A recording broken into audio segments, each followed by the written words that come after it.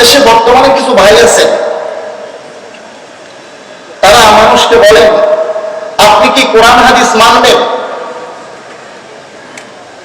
নাকি মাযহাব মানবেন? আপনি কি আল্লাহ আর রাসূলকে মানবেন না মাযহাবের ইমাম মানবেন? বলে কি বলে না? এই ধরনের কথা বিভিন্ন এলাকায় বলে, আপনাদের এলাকায় বলে কিনা জানি না, তবে সম্ভবত বলে। এবং ময়মনসিংহের একটা লোক আছে, মাঝে মধ্যে আমারে ফোন দেয়, একটা আমার ছাড়া জানে না কিছু। জাহেল মানে শুধু জাহেল না, জাহেলে মুরাক্কাব। আকাশ কে না দানাত কো বেদানাত কে বেদানাত, আকাশ কে না দানাত কো বেদানাত কে বেদানাত, দর জাহেলে মুরাক্কাব আবাদাত দাহর বেমানাত, দর জাহেলে মুরাক্কাব আবাদাত দাহর বেমানাত। যে ব্যক্তি জানে না তারপরেও মনে করে সে জানে, সে মূর্খ নয়, সে ডবল মূর্খ। এরকম ডবল মূর্খের বর্তমানে সংখ্যা দিন দিন বেড়েই চলেছে। জানে না তারপরেও মনে করে সে জানে, এরকম লোককে বলে জাহেলে মুরাক্কাব, ডবল মূর্খ। তো এইরকম লোকের সংখ্যা বেশি। আল্লাহ তাআলা উম্মাহকে এই ধরনের লোকের ফিতনা থেকে হেফাজত করে। তো এরকম কিছু স্লোগান আমাদের দেশে ভাইরা দেন, কিছু ভাইরা এরকম স্লোগান দেন, আপনি কি কোরআন হাদিস মানবেন না মাযহাব মানবেন? আল্লাহ আর রাসূলকে মানবেন না মাযহাবের ইমাম মানবেন? আপনাকে কেউ যদি বলে আপনি কি আপনার পিতাকে মানেন না আপনার দাদাকে মানেন, এই ধরনের প্রশ্ন কি ঠিক? এই ধরনের প্রশ্ন যেরকম অবান্তর, কারণ আপনাকে কেউ যদি বলে আপনি আপনার পিতাকে মানেন নাকি আপনার দাদাকে মানেন, সতর্ক থাকবেন তার প্রশ্নের উত্তর দিতে। কারণ সে আপনাকে, আপনি যদি বলেন আমার দাদাকে মানি আমার বাপকে মানি না, তাহলে সরাসরি সে আপনাকে অবৈধ আর হারামজাদা বানাইতে চাইতেছে। আর যদি আপনি বলেন না আমার দাদাকে মানি আমার বাপকে মানি না, আমি বাপকে মানি দাদাকে মানি না, তাহলে দাদা যদি দাদাকে না মানেন তাহলে বাপ হবে অবৈধ, সেই সূত্রে আপনিও অবৈধ সন্তান, অবৈধ। ইনডাইরেক্ট আর ডাইরেক্ট, এটা হচ্ছে পার্থক্য। দাদাকে মানলে বাপকে না মানলে সরাসরি অবৈধ, আর যদি বাপকে মানেন দাদাকে না মানেন তাহলে ইনডাইরেক্ট আপনি হয়ে গেলেন অবৈধ। এই ধরনের প্রশ্ন যারা করে তাদেরকে যেরকম নাকি অনতিবিলম্বে পাবনা মেন্টালে পাঠানো উচিত, ঠিক এই ধরনের প্রশ্ন যারা করে আপনি কি আল্লাহকে মানবেন না আল্লাহ রাসূলকে মানবেন, কোরআন হাদিস মানবেন না মাযহাব মানবেন, মাযহাবের ইমাম মানবেন, তাদেরকেও অনতিবিলম্বে পাবনা মেন্টালে পাঠানো উচিত। মুসলমান ভাইয়েরা আমার, আল্লাহকে মানলে আল্লাহ রাসূলকে মানতে হবে না? কেউ যদি আপনার এরকম বলে আপনি কি আল্লাহকে মানেন না আল্লাহ রাসূলকে মানেন, এই প্রশ্ন কি ঠিক? আল্লাহকেও মানতে হবে, আল্লাহ রাসূলকেও মানতে হবে, মাযহাবও মানতে হবে, মাযহাবের ইমামও মানতে হবে। মাযহাব আর মাযহাবের ইমাম কোরআন হাদিসের বাইরে না। আমাদের এই বন্ধুরা মাযহাবকে কোরআন হাদিসের সম্পূর্ণ বিপরীত নিয়ে দাঁড় করায়। মাযহাব যেন আলাদা, কোরআন হাদিস যেন আলাদা, এরকম একটা কথা তারা বলতে চায়, মানুষকে বুঝাইতে চায় যে মাযহাব আলাদা জিনিস, কোরআন হাদিস আলাদা জিনিস।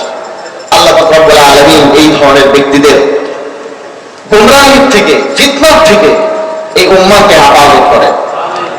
আজ থেকে 1450 বছর আগে আল্লাহ রাসূল সাল্লাল্লাহু আলাইহি ওয়াসাল্লাম এই ফিতনাবাজদের ব্যাপারে সতর্ক করে গেছেন। চলুন আমরা দেখে আসি মুসলিম শরীফ খণ্ড নম্বর 1 পৃষ্ঠা নম্বর 10। মুসলিম শরীফ প্রথম খণ্ডের 10 নম্বর পৃষ্ঠায় আল্লাহ হাবিব সাল্লাল্লাহু আলাইহি ওয়াসাল্লাম একটি হাদিস ইরশাদ করেছেন, যে হাদিসটি রওয়ায়াত করেন হযরতে আবু হুরায়রা রাদিয়াল্লাহু তাআলা আনহু। 5374টি হাদিস বর্ণনাকারী সাহাবী হযরতে আবু হুরায়রা রাদিয়াল্লাহু তাআলা আনহু থেকে বর্ণিত এই হাদিস শরীফ মুসলিম শরীফের প্রথম খণ্ডের 10 নম্বর পৃষ্ঠায় ইমাম মুসলিম রাহমাতুল্লাহি আলাইহি উল্লেখ করেছেন, আন আবি হুরায়রা রাদিয়াল্লাহু তাআলা আনহু ইয়াকুল قال رسول الله صلى الله عليه وسلم يكون في آخر الزمان دجالون كذابون। শেষ জামানায় কিছু ধোঁকাবাজ আসবে, কিছু মিথ্যুক আসবে। ইয়াতুনাকুম মিনাল আহাদিস, তারা তোমাদের কাছে হাদিসের স্লোগান নিয়ে আসবে। কিসের স্লোগান? হাদিসের স্লোগান। বিমা লাম তাসমাউ আনতুম ওয়ালা আবাউকুম, এমন সব হাদিস নিয়ে আসবে যেগুলো তোমরাও কোনোদিন শোনো নাই, তোমাদের পূর্বপুরুষরাও কোনোদিন শোনে নাই। এই ব্যাপারে আমাদেরকে আল্লাহ রাসূল কি দিক নির্দেশনা দিয়েছেন হাদিসের পরের অংশে তা উল্লেখ আছে। আল্লাহর হাবিব বলেন, এরকম অবস্থায় ফাইয়াকুম, তখন এটা তাহযীর, তার এটাই আমরা ওলামায়ে কেরাম বুঝেন, ফাইয়াকুম তখন তোমরা তোমাদেরকে তাদের থেকে দূরে রাখবা, ওয়া ইয়াহুম তাদেরকে তোমাদের থেকে দূরে রাখবা। লা ইউদিল্লুনাকুম ওয়া লা ইয়াফতিনুনাকুম, তারা যেন তোমাদেরকে পথভ্রষ্ট করতে না পারে, ওয়া লা ইয়াফতিনুনাকুম, আর তারা যেন তোমাদেরকে ফিতনার মধ্যে ফেলতে না পারে। তাহলে এই ধরনের ব্যক্তিদের থেকে দূরে থাকতে হবে, যারা বলবে যে আপনি কি কোরআন হাদিস মানবেন না আল্লাহ রাসূলকে মানবেন নাকি মাযহাব মানবেন, মাযহাবের ইমামকে মানবেন, এই ধরনের কথা যারা বলে তারা মানুষকে মিসগাইড করতে চায়, ভুল পথে পরিচালিত করতে চায়। মাযহাব কোরআন হাদিসের বাইরের কিছু না। মুসলমান ভাইরা, একজন শেখ এক জায়গায় বয়ান করতেছে, আল্লাহ আল্লাহ রাসূলের কথা ছাড়া কারো কথা মানা যাবে না, কোরআন হাদিস ছাড়া কিছু মানা যাবে না। একটা যুবক দাঁড়িয়ে গেছে, ওই সাহেব দয়া করে আপনার পরিচয়টা একটু দেবেন, আপনি কি আল্লাহ না আল্লাহ রাসূল? বলে আমি আল্লাহ বা আল্লাহ রাসূল হতে যাবো কেন? আপনি তো বললেন আল্লাহ আল্লাহ রাসূলের কথা ছাড়া কারো কথা মানা যাবে না, কোরআন হাদিস ছাড়া কিছু মানা যাবে না, তাইলে হয়তো আপনাকে আল্লাহ হতে হবে, নাইলে আল্লাহ রাসূল হতে হবে, আর আপনার কথাগুলো হয় কোরআন হতে হবে, নাইলে হাদিস হতে হবে।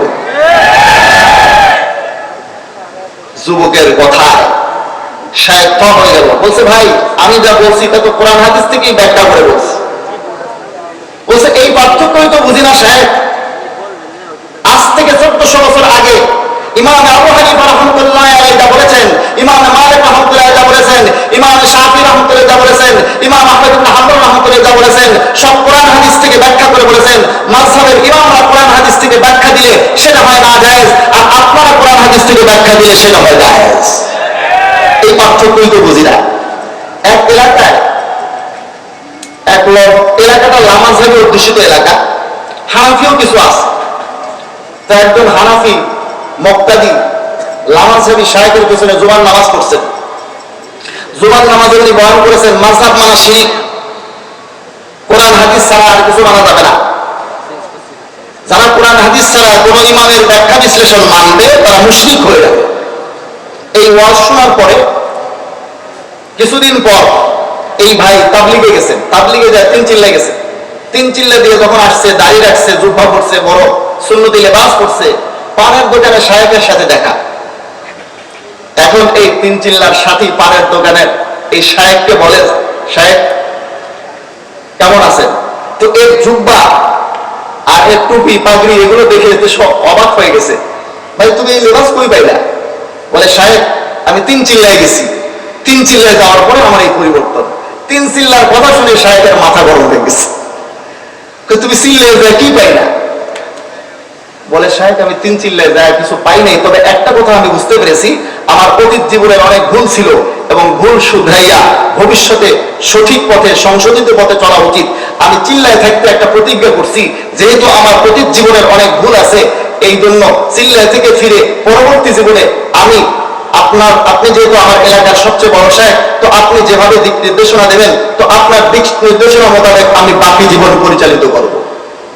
শায়েখ বলছে খুব সুন্দর কথা, ঠিক আছে তুমি আসো, আমি অমুক জায়গায় থাকি, তুমি আমার কাছে আসবা, আমি তোমাকে দিক নির্দেশনা দিব তুমি কিভাবে চলবা। এবারে 3 চিল্লার সাথী তো চিল্লায় যায় তো কিছু শিখছে, বলে শায়েখ আমি চিল্লায় যাওয়ার আগে আপনার পিছনে একটা জুমার নামাজ পড়ছি, তো আপনি সেখানে একটা বয়ান করেছিলেন, বলেছেন যারা কোরআন হাদিস ছাড়া তারা ওই যে মাযহাবের ইমাম, কোরআন হাদিস ছাড়া না এরকম বক্তব্য দিয়েছে, যারা কোনো মাযহাবের ইমামের ব্যাখ্যা মানে তারা মুশরিক হয়ে যায়, মাযহাবের ইমামকে যারা মানে তারা মুশরিক হয়ে যায়। এই যে হানাফি আছে এরা ইমাম আবু হানিফাকে মানে এরা মুশরিক, শাফিঈরা ইমাম শাফিঈকে মানে এরা মুশরিক, তারপরে হাম্বলীরা ইমাম আহমদ ইবনে হাম্বলকে মানে এরা মুশরিক, মালিকরা ইমাম মালিককে মানে এরা মুশরিক। তো আপনি যে বলেছেন মাযহাবের ইমামদেরকে যারা মানে, তাদের ব্যাখ্যা যারা মানে এরা মুশরিক, তো এখন আমি যখন বললাম যে আমি চিল্লায় থেকে একটা প্রতিজ্ঞা করছি যে আমি চিল্লায় থেকে আসার পরে আপনার দিক নির্দেশনা মোতাবেক বাকি জীবন পরিচালিত করব, আপনি তো আমাকে বললেন না যে তুমি আমার দিক নির্দেশনা মোতাবেক কেন চলবা, তোমাকে তো চলতে হবে কোরআন হাদিস মোতাবেক, তুমি আমার দিক নির্দেশনা মোতাবেক কিভাবে কেন চলবা, আমার দিক নির্দেশনা মোতাবেক তুমি যদি চলো তাহলে তো তুমি মুশরিক হয়ে যাবা, এই ফতোয়া তো এখন দিলেন না, চিল্লায় যাওয়ার আগে মাযহাবের ইমাম মুজতাহিদ ইমামদেরকে মানলে মুশরিক হয়ে যাবে এই ফতোয়া দিয়েছিলেন। কিন্তু চিল্লায় থেকে আসার পরে আমি আপনাকে মানবো যখন বললাম, আপনাকে মানতে রাজি হওয়ার পরে আপনি বললেন ঠিক আছে মানবা, কোনো সমস্যা নেই, আপনি চেম্বার চিল্লায় দিলেন। কিন্তু চিল্লায় যাওয়ার আগে তো বলেছিলেন মাযহাবের মুজতাহিদ ইমামদেরকে মানলেও মুশরিক হয়ে যাব। এখন তো বললেন না যে আপনাকে মানলে আমি মুশরিক হয়ে যাব। শায়েখ রাগে ফুলে একদম পা মুখে দিয়ে চাবাইতে চাবাইতে ওইখান থেকে চলে গেলেন। বলে তোমাদের এই তাবলিগীদের সাথে পাওয়া বড় মুশকিল। তো মুসলমান ভাইরা আমার, মাযহাব কোরআন হাদিসের বাইরের কিছু না। মাযহাব মানে হচ্ছে কোরআন হাদিসের বিশুদ্ধ ব্যাখ্যা। কোরআন সুন্নাহর মধ্যে কয়েক ধরনের মাসআলা আছে। যারা মাযহাবের বিরোধিতা করে তারা মাযহাব কি জিনিস এটাই বুঝে না। মাযহাবের যারা বিরোধিতা করি তারাও বোঝা উচিত মাযহাব কি জিনিস। কারণ আপনি যদি দেখেন যে একটা ঘর পড়ে যাচ্ছে, আপনি ধাক্কায় ঘরটা আরো ফেলে দিলেন, কিছুক্ষণ পরে দেখলেন এইটা আপনারই ঘর, তখন কেমন লাগবে? এজন্য যারা বিরোধিতা করি তাদের জানা দরকার মাযহাব কি জিনিস, যারা মানে তাদের জানা দরকার মাযহাব কি জিনিস। মাযহাব হলো কোরআন হাদিসের ব্যাখ্যা। মুসলমান ভাইরা আমার, লম্বা চড়া ব্যাখ্যা দিয়ে বোঝানোর পরিবেশ না এটা। আমি সংক্ষেপে বলি, মাসআলা কয়েক রকম আছে। কোরআন সুন্নাহর কিছু মাসআলা এমন আছে যাতে স্পষ্ট করে বর্ণনা করা আছে, এবং এক ধরনের কথা আছে কোরআন সুন্নাহয়, যেরকম আকিমুস সালাত, তোমরা নামাজ কায়েম করো, ওয়ালা তাকরাবুজ জিনা, জিনার ধারে কাছে যেও না, নামাজ ফরজ, জিনা হারাম, নামাজ পাঁচ ওয়াক্ত, আল্লাহ এক, মুহাম্মদ সাল্লাল্লাহু আলাইহি ওয়াসাল্লাম আল্লাহ তাআলার রাসূল, এই যে মোটামুটি কথা যেগুলো আছে স্পষ্ট, এই বিষয়গুলো কোরআন সুন্নাহর মধ্যে এক ধরনের কথা আছে, স্পষ্ট কথা আছে। এই ব্যাপারে কোনো মাযহাব হয় না, কোনো মুজতাহিদের ইজতিহাদ চলে না, কোনো মাযহাব নাই এই ব্যাপারে। কিছু মাসাইল এমন রয়েছে যে মাসাইলগুলোর মধ্যে দুই ধরনের কথা আছে, কিন্তু কোনটা আগে কোনটা পরে তা স্পষ্ট করে উল্লেখ আছে। যেরকম আমরা যখন খাবার খাই, কতগুলো খাবার আগুনে রান্না করা হয়, এটাকে মাসাতুন নার বলে। এই মাসাতুন নার, যে সমস্ত জিনিস আগুনে রান্না করা হয় এগুলো খেলে ওযু ভেঙে যাবে, এক হাদিসে উল্লেখ আছে। আর এক হাদিসে উল্লেখ আছে যদি আগুনে রান্না করা জিনিস খায় তাহলে তার ওযু ভাঙে না। স্পষ্ট করে হাদিসে উল্লেখ আছে, ওযু ভাঙার হাদিসটা আগে, ওযু না ভাঙার হাদিসটা পরে। অতএব এখানে যেহেতু তারিখ জানা আছে, কাজে দুই ধরনের বক্তব্য উল্লেখ থাকলেও সমস্যা নেই। এখানে মুসলমানদের জন্য মানতে হবে পরেরটা, যেহেতু তারিখ আর ইতিহাস জানা আছে। একই মাসআলাতে দুই ধরনের কথা, দুই ধরনের বক্তব্য, পরে কোনটা আগে কোনটা এটা জানা আছে, সেখানে দ্বিতীয়টা আমল করতে হবে। এটি নিয়ে কোনো সংশয় নাই, কোনো সন্দেহ নাই। মুসলমান ভাইরা আমার, আরেক ধরনের মাসআলা আছে শরীয়তে, যেই মাসআলাগুলোতে কোরআন সুন্নাহর মধ্যে দুই ধরনের কথা আছে, কিন্তু কোনটা আগে কোনটা পরে স্পষ্ট করে উল্লেখ করা নাই। আরেক ধরনের মাসআলা আছে, চতুর্থ প্রকারের মাসআলা, যেখানে কোরআন হাদিসে স্পষ্ট করে কিছু বলাই নাই, উল্লেখই নাই। গায়রে মানসুসা এই মাসআলা যেগুলোকে বলা হয়, যেগুলো কোরআন হাদিসে একদমই উল্লেখ নাই। এই শেষের দুই প্রকারের মাসআলার ব্যাপারে কোনো মুজতাহিদ ইমামের ব্যাখ্যা মানা ছাড়া কোনো উপায় নাই। তাইলে যেখানে মাযহাব শুরু হয় সেখানে মাযহাব ছাড়া কোনো উপায় নাই। এখন শরীয়তে মাসাইলের পরিমাণ কি? 80% মাসাইল এমন আছে শরীয়তে যে মাসাইলগুলোর ব্যাপারে স্পষ্ট করে উল্লেখ করা আছে। শুধু 20% মাসআলা, 20% মাসআলা এমন আছে যেগুলোতে শরীয়তে স্পষ্ট করে কিছু বলা নেই। দুই রকম কথা আছে, তারিখ জানা নাই, অথবা অস্পষ্ট উল্লেখ আছে, অথবা মোটো উল্লেখ নাই। এই ধরনের মাসাইলের সংখ্যা মাত্র 20%, যেগুলো মুজতাহিদ ইমামগণ ইজতিহাদ করে বের করেছে। মুসলমান ভাইরা আমার, আমাদের লামাজ সাবি বন্ধুরা বলেন কোরআন হাদিস ছাড়া মাযহাব মানে, এরা যদি ডবল মূর্খ না হতো, জাহেল মুরতাদ না হতো, এই ধরনের কথা বলতে পারতো না। এরা উসুলে ফিকহ বুঝে না, তারপর উসুলে হাদিস বুঝে না, ফিকহ বুঝে না, কোরআন হাদিস থেকে কিভাবে মাসআলা বের করতে হয় তা মোটেও জানে না। যদি উসুলে ফিকহের কিতাবগুলো তারা পড়তো, এখানে ইজতিহাদ আর কিয়াসের জন্য একটা শর্ত স্পষ্ট করে লেখা আছে, ওয়ালা নাসসা ফীহি, যেই মাসআলার মধ্যে ইজতিহাদ করবেন মুজতাহিদ ইমামগণ, সেখানে শরীয়তের নসের মধ্যে, কোরআন সুন্নাহর মধ্যে স্পষ্ট করে কোনো কথা উল্লেখ থাকা যাবে না। যদি স্পষ্ট করে কোনো কথা উল্লেখ থাকে সেখানে মুজতাহিদ ইমামদের মাযহাব চলেই না। হাদিস শুনছেন, এক মাযহাবে হজ হয় জিলহজ মাসে, আর এক মাযহাবে হজ হয় শাওয়াল মাসে, শুনছেন? এক মাযহাবে রোজা রাখতে হয় রমজান মাসে, আর এক মাযহাবে রোজা রাখতে হয় শাবান মাসে, শুনছেন? এক মাযহাবে নামাজ হলো 5 ওয়াক্ত, আর এক মাযহাবে নামাজ হলো 3 ওয়াক্ত। এরকম কি শুনেছেন কোনদিন? মুসলমান ভাইরা আমার, যে সমস্ত মাসআলাতে শরীয়তে স্পষ্ট করে উল্লেখ করা থাকে সেখানে মাযহাব চলে না, সেখানে ইজতিহাদ চলে না, কোন মুজতাহিদ ইমামগণের অভিমত চলে না। যেখানে অস্পষ্ট উল্লেখ আছে অথবা উল্লেখ নাই, দুই রকম কথা আছে, তারিখ স্পষ্ট করে উল্লেখ নাই, সেই সমস্ত মাসাইলের ক্ষেত্রে মুজতাহিদ ইমামগণের ব্যাখ্যা মানা প্রয়োজন। যদি মুজতাহিদ ইমামগণের ব্যাখ্যা আপনি না মানেন, সেখানে আমল করাও সম্ভব না। যেখানে মাযহাব আছে সেখানে মাযহাব ছাড়া উপায় নাই, আর যে সমস্ত জায়গায় স্পষ্ট করে উল্লেখ আছে সেখানে কোনো মাযহাব নাই। মাযহাব মানে কি ভাই? মাযহাব মানে চলার পথ। কোরআন হাদিসের উপর আপনি কিভাবে চলবেন, এই চলার পথটার নাম হলো মাযহাব। মুজতাহিদ ইমামগণ যে ব্যাখ্যা দিয়েছেন সেই ব্যাখ্যা অনুযায়ী কোরআন হাদিস মানার নাম মাযহাব। কোরআন হাদিস বাদ দিয়ে কোনো মুজতাহিদ ইমামগণের কথা মানার নাম মাযহাব নয়।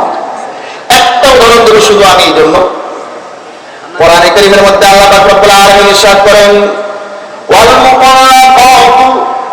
মুতাল্লাকাতু ইয়াতারাব্বাসনা বিআনফুসিহিন্না সালাসাতা কুরু। ওয়াল মুতাল্লাকাতু, তালাকপ্রাপ্তা মহিলারা, ওয়াল মুতাল্লাকাতু ইয়াতারাব্বাসনা বিআনফুসিহিন্না সালাসাতা কুরু। তালাকপ্রাপ্তা মহিলারা ইদ্যত পালন করবে 3 কুরু। এখন এই 3 কুরুটা কি? কুরু অর্থ হায়েজ, কুরু অর্থ পবিত্রতা, কুরু অর্থ পবিত্রতা, কুরু অর্থ হায়েজ, দুই রকম অর্থ আপনি ডিকশনারিতে পাবেন। আরবি পরিভাষায় ইস্তেমালের মধ্যে 2 অর্থই পাবেন। তাহলে নারীরা কি 3 হায়েজ দিয়ে ইদ্যত পালন করবে, না 3 তুহুর আর পবিত্রতা দিয়ে ইদ্যত পালন করবে? আপনি কোনটা বলবেন? এখানে যদি মাযহাবের ইমামের ব্যাখ্যা না মানেন, এই আয়াতের উপর আমল করা সম্ভব না। আপনি যদি বলেন 3 তুহুর আর পবিত্রতা দিয়ে ইদ্যত পালন করবে, তাহলে আপনি ইমাম শাফিঈ রাহমাতুল্লাহির মাযহাব মানলেন। আর যদি বলেন 3 অপবিত্রতা আর হায়েজ দিয়ে ইদ্যত পালন করবে, তাহলে ইমাম আবু হানিফা রাহমাতুল্লাহির মাযহাব মানলেন। মাযহাব মানা ছাড়া কোনো উপায় নাই। তো যেখানে মাযহাব আছে সেখানে মাযহাব ছাড়া উপায় নাই, আর যেখানে কোরআন হাদিসে স্পষ্ট করে উল্লেখ আছে সেখানে কোনো মাযহাব নাই। কাজেই যারা বলে কোরআন হাদিস বাদ দিয়ে এরা মাযহাবের ইমামের ব্যাখ্যা মানে, এরা বড় মূর্খ ছাড়া আর কিছু। এখন যে সমস্ত বন্ধুরা বলেন যে মাযহাব মানা যাবে না, এদেরকে যদি আমি বলি যে ঠিক আছে আমি মাযহাব মানব না, তো আমি চলবো কিভাবে কোরআন হাদিসের উপরে? আমি তো একটা সাধারণ মানুষ, কোরআন হাদিস থেকে মাসলা বের করতে পারি না। তখন তারা বাংলা বুখারী শরীফ আমাকে হাতে ধরিয়ে দেবে। বাংলা বুখারী শরীফ হাতে ধরিয়ে দিয়ে বলবে, এই যে সহিহুল বুখারী বঙ্গানুবাদ তাওহীদ পাবলিকেশনস থেকে ছাপা আছে, এই বাংলা বুখারী শরীফ যদি আপনি পড়েন, এখানে আপনি কিভাবে চলবেন স্পষ্ট করে উল্লেখ আছে। এইভাবে আপনি নামাজ পড়লে আপনার নামাজ সহিহ হাদিস মোতাবেক হবে, এইভাবে রোজা করলে আপনার রোজা সহিহ হাদিস মোতাবেক হবে, এইভাবে হজ করলে আপনার হজ সহিহ হাদিস মোতাবেক হবে। আমি বলি এই বাংলা ব্যাখ্যা গ্রন্থগুলো, এগুলো কি জিবরাইল আমিনের লেখা? এগুলো কি মুহাম্মদ রাসূলুল্লাহর লেখা? এগুলো কি আবু বকর সিদ্দিক রাদিয়াল্লাহু তাআলা আনহুর লেখা? এই সমস্ত ব্যাখ্যাগুলো কাদের লেখা? আমাদের এই শায়েখ বন্ধুদের লেখা, ওদের ঠিক কিনা? তাহলে উনি দাবি করলেন কি, আপনাকে কোরআন হাদিস মানতে হবে, আর ব্যাখ্যা ধরিয়ে দিচ্ছেন কার? নিজেদের ব্যাখ্যা। তার মানে হলো ইমাম আবু হানিফা রাহমাতুল্লাহির ব্যাখ্যা মানা যাবে না, ইমাম মালিকের ব্যাখ্যা মানা যাবে না, ইমাম শাফিঈর ব্যাখ্যা মানা যাবে না, ইমাম আহমদ ইবনে হাম্বল রাহমাতুল্লাহির মাযহাবের ব্যাখ্যা মানা যাবে না, রাহিমাহুল্লাহু তাআলা। ব্যাখ্যা মানতে হবে তাদের। আমি বলি ভাই, আমাদের দুর্ভাগ্য যে আমরা এমন একজন ইমামের ব্যাখ্যা মানি যেই ইমামের সুসংবাদের কথা হাদিসে এসেছে। বুখারী শরীফ খণ্ড নম্বর 2 পৃষ্ঠা নম্বর 727, এখানে ইমামে বুখারী রাহমাতুল্লাহি আলাইহি একটি হাদিস উল্লেখ করেছেন, সূরাতুল জুমআহ ওয়া আখরিনা মিনহুম লাম্মা ইয়ালহাকু বিহিম, এই আয়াতের অধীনে একটি হাদিস উল্লেখ করেছেন ইমাম বুখারী রাহমাতুল্লাহ আলাইহি 4708 নম্বর হাদিস। আমাদের কিছু ভাই আছেন যারা গুগল সাহেব, এরা আবার গুগলে সার্চ দিয়া যদি না পায় বলে হাদিস ভুল বলছে। আমি নওগাঁতে এক জায়গায় বয়ান করতেছি, এক লোক বসে বসে এক মোবাইল নেবে আর মাথা ঢুকায় কি কি বিড়বিড় করে বলে। দুই একবার আমি কিছু বলি নাই, কয়েকবার হওয়ার পরে বললাম ভাই আপনার সমস্যা কি? কয় হুজুর মিলে না। বললাম কি মিলে না? তাই হাদিস। আমি বললাম হাদিস যে মিলে না বলতেছেন, আমি তো হাদিস কিতাব দেখে বলতেছি। আপনি এখানে আসেন, এখানে কিতাবে তো স্পষ্ট করে লেখা আছে সব হাদিস, আপনি এখানে দেখেন আমি কি সঠিক বলতেছি না ভুল বলতেছি। আসে না। ছেলে পেলে তো খুব জজবাতি, যুবক ছেলে পেলে ধরে কান্দে করে নিয়ে আসছে স্টেজে। বললাম দেখেন এখানে হাদিস আছে, হুজুর আমি আরবি পড়তে পারি না। বললাম আরবি পড়তে পারেন না, আপনি হাদিস মিলান কেমনে? হুজুর আমি একটা অ্যাপস ডাউনলোড দিয়েছি, এই অ্যাপস এর সাথে মিলাই। তো এরা আসলে অন্য করে ইমাম মানুক আর না মানুক, শেখ গুগলের মাযহাব খুব মানে। এদের ইমাম হলো শেখ গুগল। তো আজকে আমি নাম্বার দিতে বলতেছি, আমি তো মূল কিতাবের নাম্বার বলি, ফথুল বারীতে আরেকটা নাম্বার আছে, তো বুখারী শরীফের নাম্বারটা, অন্য কিতাবের নাম্বারগুলো ঠিক আছে। বুখারী শরীফে দুই রকম নাম্বার আছে, একটি কিতাবের নাম্বার, আরেকটা আছে ফথুল বারীর নাম্বার, যেটা গুগলে আছে। বিভিন্ন অ্যাপস এর মধ্যে যে নাম্বারটা ব্যবহার করা হয়েছে 4708 নাম্বার। তো এই হাদিসটা মূল কিতাবের নাম্বার, আর 4897 নম্বর হাদিস হিসেবে আপনি গুগলে পাবেন। এখানে আছে আল্লাহর নবী সাল্লাল্লাহু আলাইহি ওয়াসাল্লাম হযরত সালমান ফারসির মাথায় হাত রাখলেন, সুম্মা ক্বালা লাউ কানাল ঈমানু ইনদা সুরাইয়া লানারাহু রিজালুন আও ক্বালা রাজুলুন মিন হাউলাই। আল্লাহর নবী বলেন যদি ঈমান আর দ্বীন আসমানের সুরাইয়া তারাতেও পৌঁছে যায়, সেখান থেকে ঈমান আর দ্বীনকে নিয়ে এসে মানুষের কাছে পৌঁছে দেবে, মানুষের জন্য আমলের উপযুক্ত করে দেবে পারস্য বংশোদ্ভূত কোন একজন ব্যক্তি। ইনি কে? আল ফজলু মা আকাররাত বিহিল আদা। শত্রু যে গুণ স্বীকার করে বুঝতে হবে এটা আসলে প্রকৃত গুণ। আওয়ামী লীগের কোন নেতা যদি বিএনপির কোন নেতার প্রশংসা করে বুঝতে হবে সে আসলেই ভালো। বিএনপির কোন নেতা আওয়ামী লীগের কোন নেতার যদি প্রশংসা করে বুঝতে হবে সে আসলেই ভালো, নাহলে শত্রুরা তাকে ভালো বলে কেন? ইমাম শাফি রহমতুল্লাহ কেমন করেন এরকম একজন ইমাম, ইমাম সুয়ুতি রহমতুল্লাহ আলাইহির লেখা কিতাব তাকঈদুস সাইফা বিমানাকিবিল ইমাম আবি হানিফা, তাকঈদুস সাইফা বিমানাকিবিল ইমাম আবি হানিফা, এই কিতাবটা এই কিতাবের 11 নম্বর পৃষ্ঠায় আল্লামা সুয়ুতি রহমতুল্লাহ আলাইহি উল্লেখ করেন যে এই হাদিসের মধ্যে সুসংবাদটা কার ব্যাপারে বলা হয়েছে। ইমাম সুয়ুতি রহমতুল্লাহ আলাইহি উল্লেখ করেন আকুলু ক্বাদ বাশশারা বিল ইমাম আবি হানিফা বিল হাদিস, যে হাদিসের মধ্যে ইমাম আবু হানিফা রাহমাতুল্লাহ সম্পর্কে সুসংবাদ দিয়েছেন আল্লাহ রাসূল সাল্লাল্লাহু আলাইহি ওয়াসাল্লাম। আর এটা তো আসলে ওয়া বারিনা মিনহুম ওয়াম্মা ইয়ালহাকু বিহিম, এই আয়াতের অধীনে উল্লেখ করেছেন ইমাম বুখারী। তার মানে এই আয়াতের মধ্যেও ইশারা আর ইঙ্গিত করা হয়েছে ইমাম আযম আবু হানিফা